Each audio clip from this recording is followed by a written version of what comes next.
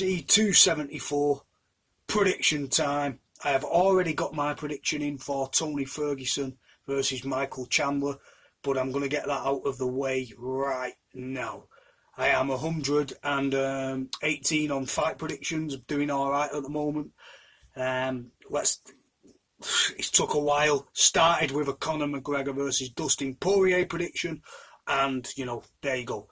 I predict that Tony Ferguson versus Chandler is going to be a lot closer than my original prediction, which was Chandler's going to kill him.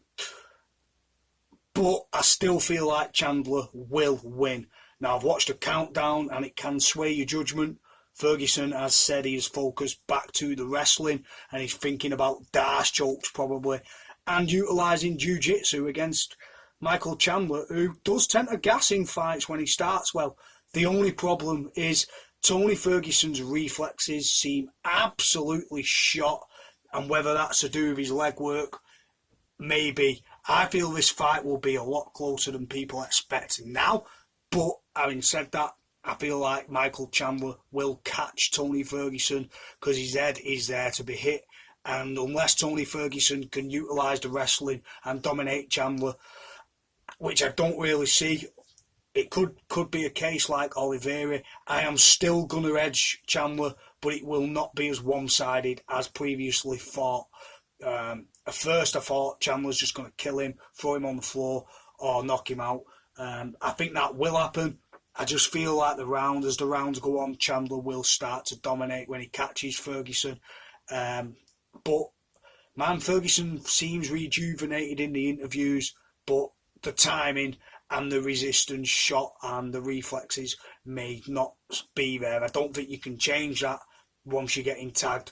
He's previously lost a wrestling sort of fight against Darius, so whether he's working on different approach, which he is, I don't think he will have enough for Chandler, who has done well against some top guys, done better than Ferguson did against Gaethje, even though Ferguson put Gaethje on the floor, but Chandler looked great against Oliveira. I just feel like the guy in his prime at the moment is Michael Chandler, so I'm going to go for a Michael Chandler stoppage or a knockout. Thug Rose versus Carla Espana, it's a rematch. Every time I keep thinking Thug Rose is going to lose, she doesn't, and I think the levels now are that wide apart from the original fight that Thug Rose is going to win again, because nothing compares to Thug Rose. She does look like Sinead O'Connor. Anyway, Thug Rose is going to get the win. I'm going for Thug Rose with probably a unanimous clinic, but she'll probably stop it because she stops all the fights. But you never know. Women's UFC fights are they're not all lopsided, anything can happen, but I'm going to go with Thug Rose, unanimous. And this is the one we're waiting for, Justin Gaethje versus Charles Oliveira.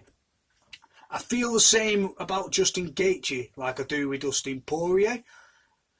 I feel like as many as fights as he's won and looked good in, he's also looked bad in a lot of those fights, as opposed to just good and dominant. But the guy just fights for fun, and he's a freestyle sort of fighter. He's got great leg kicks, great takedowns. But I just feel like, again, Charles Oliveira, the guy's like Brazilian Jiu-Jitsu level. Just the technique for me is on Oliveira's side.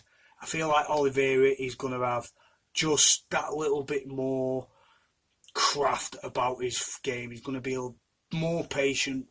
And I think he's going to beat Gaethje. I never know with Gaethje because Gaethje's that good, like he showed against Chandler. But Chandler comes forward. I feel like Oliveira, as much as he comes forward, he's a little bit more educated and technically just fantastic on the ground with the chokes as well. And I just feel he just picks you apart systematically as the fight goes on. I feel like Gaethje will try for them overhand rights and he will also go for those leg kicks. But I don't think he wants that sort of standoff with Oliveira because he can pretty much do any of that as well. The guy's got knockout power and the guy is great on the ground. I just feel like the levels in this fight are with Charles Oliveira. That's how I feel about this fight. So, like with the Poirier, I feel like Justin Gaethje's great at a lot of things, but you couldn't go, whoa, about one thing with Gaethje. He's like Poirier. He can dirty fight, he can dirty box, he can dirty kick. But I just feel the skills on this are going to be with Charles Oliveira.